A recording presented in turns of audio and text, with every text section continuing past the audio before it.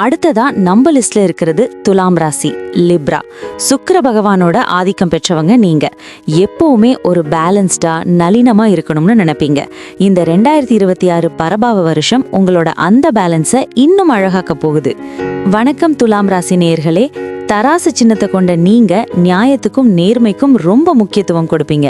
இந்த 2026 பரபாவ வருஷம் உங்களுக்கு எப்படி இருக்க போகுதுன்னா, சுற்றி இருந்த இருள் விலகி வெளிச்சம் தெரிகிற ஒரு வருஷமா இது இருக்க போகுது.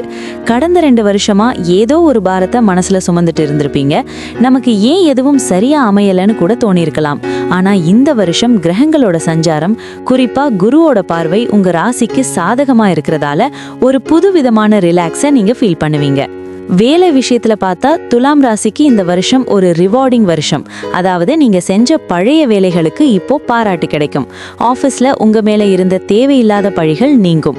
ஒரு சிலருக்கு மனசுக்கு பிடிச்ச இடத்துக்கு டிரான்ஸ்ஃபர் கிடைக்கும்.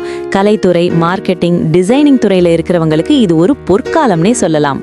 பிசினஸ் பண்றவங்க புதுசா பார்ட்னர்ஸை சேர்க்கணும்னு நினைச்சா ஜூன் மாசத்துக்கு அப்புறம் பண்ணுங்க. உங்க பேச்சாலையும் அன்பாலையும் கஸ்டமர்களை அப்படியே கட்டி போடுவீங்க. ஆனா வேலையில இருக்கிற அரசியலை கண்டுக்காம உங்க வேலையை மட்டும் பாருங்க. அதுவே உங்களுக்கு வெற்றியை தரும். பண வரது மற்றும் சேமிப்பு, ஃபினான்ஸ். பணம் அப்படின்னு பார்த்தா இந்த வருஷம் உங்களுக்கு யோகமான வருஷம்தான். தடைப்பட்டிருந்த சொத்துக்கள், வராத பணம் எல்லாம் கைக்கு வந்து சேரும். துலாம் ராசிக்காரங்க நீங்க பொதுவாகவே நல்லா ட்ரெஸ் பண்ணணும், நல்லா சாப்பிடணும்னு செலவு பண்ணுவீங்க. இந்த வருஷம் அந்த செலவுகள் கொஞ்சம் அதிகமாகவே இருக்கும்.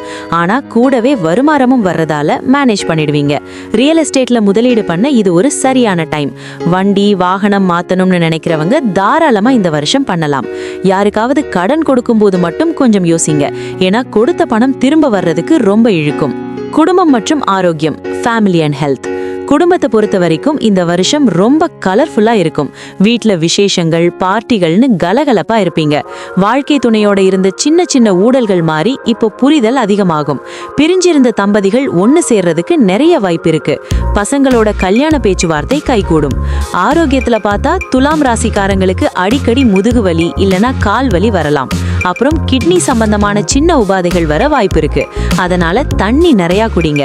அதிகமா டிராவல் பண்ணும்போது சாப்பாட்டுல கொஞ்சம் ஹைஜீனிக்கா இருக்கிறது நல்லது. பரிகாரம் மற்றும் முடிவுரை.